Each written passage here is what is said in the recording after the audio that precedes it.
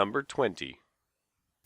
1999's Elemental Gimmick Gear, or EGG for Dreamcast, is a top-down action-adventure game by developer Birthday. You explore the world and solve puzzles much like a top-down Zelda game, as well as use a spin attack and collect energy tanks reminiscent of a classic Metroid game. While most of the game is in a top-down 2D perspective with beautifully detailed, hand-drawn landscapes and vistas with bold outlines and an evocative aesthetic, the boss battles are fought in 3D, which can at first be a bit jarring but serves as a nice change to the pace. The game's soundtrack lands just right and complements the world with serene and peaceful melodies that ramp up when bosses are encountered. All in all, EGG is still considered a sleeper hit for SEGA and is a must-play on the Dreamcast.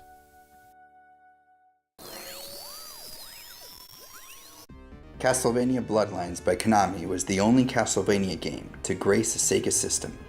Unlike later exploration-heavy games, Bloodlines was faithful to Castlevania roots, with difficulty ramped up to mythic proportions, powerful special weapons, and Medusa heads dropping you to cold-hearted death. Instead of traversing Dracula's castle, Bloodlines takes you across Europe because somehow Dracula's niece caused World War I and she's collecting souls, and our protagonists are like, oh hell no. Everything great about Castlevania is in this game.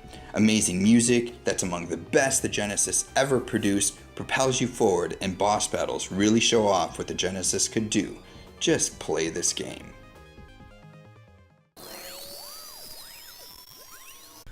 Mortal Kombat II is a strong improvement over the original that introduced several changes to the standard move system, increased the number of fatalities per character, and introduced babalities, friendships, and stage-specific animations. The game is a hallmark in the 16-bit fighting game era. The number of characters also increased from the original and marked the introduction of such notables as Baraka, Jax, Kitana, and Kung Lao. The game had to compete with the likes of Capcom's Street Fighter II, and did so by introducing new female characters, more gory animations, and of course the blood.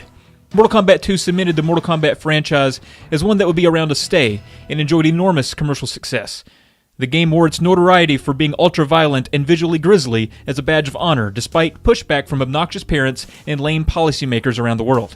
The success of the game generated the interest for a Mortal Kombat movie that would release 2 years later.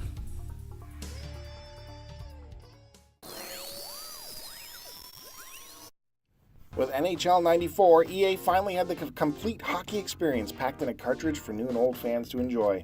For the first time, new license agreements with both the NHL and the Players Association meant gamers could play with their favorite players, faithfully represented with exhaustive skill set abilities and in rinks that recreated team-specific organ songs. The most important addition to gameplay is a hockey mainstay, the one-timer. Gretz can now sauce it over to Sandstrom for a blistering ripper into the back of the net. Nothing felt better than that. Sure, fighting and blood was taken out for 94, but now all the chat with friends was about how many times you watched that crazy goal on replay, or how high you got the crowd meter to go, or that time an Al Iafredi slapper smashed right through the glass. Not only does it still rank in most lists as the best hockey game, but most regard NHL 94 as the best sports video game ever to be produced.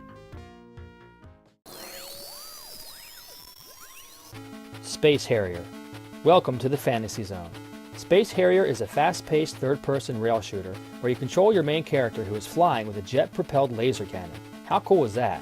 You blast your way through colorful stages with its iconic checkerboard landscape and unusual enemy design, such as the Cyclops Mammoth. Waves of enemies and epic boss battles will keep you on your toes as you make your way through 18 stages. With no real story to the game, it's up to your imagination as to what the heck is going on and why, but it doesn't really matter because it's awesome. Number 15. Beyond Oasis.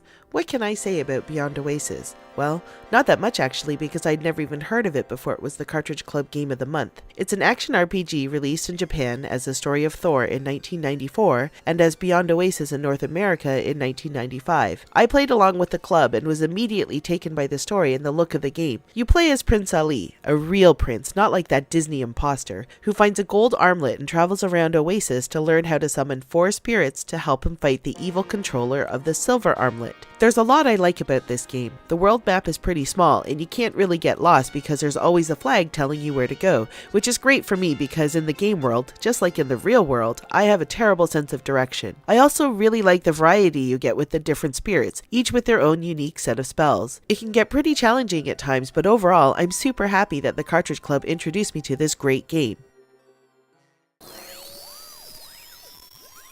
Earthworm Jim is a wonderfully detailed run-and-gun platforming adventure with a fantastic soundtrack. Along with a gun for offense, Jim can be pulled from his supersuit and used as a whip for additional method of attack or swinging to areas not reachable by jumping.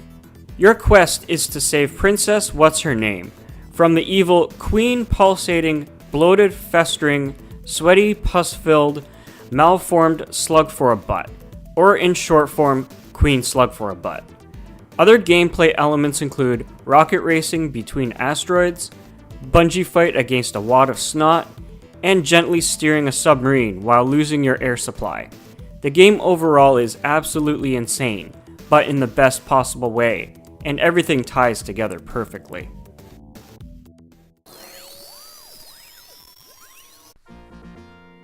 Aladdin. The third best-selling Genesis game of all time, Aladdin is an action platformer where you play as the title character of Disney's early 90s masterpiece film. A different release than the one for Super Nintendo, the Genesis version gives Aladdin a sword to combat palace guards as you traverse several levels based on locales from the movie. And with music seemingly pulled straight from the score and highly detailed and perfectly animated character models, you'll feel as though you were living in Agrabah seeking to be more than just a street rat.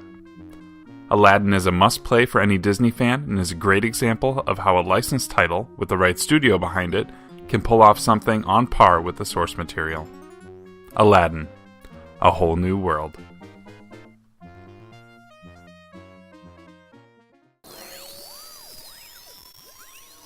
The first time I ever played Soul Calibur, I knew I had to have it.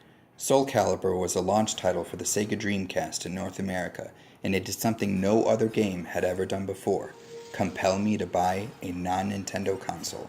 Not only is it beautiful on the Dreamcast, Soul Calibur is widely recognized as the first home port of an arcade fighter to look better in console form.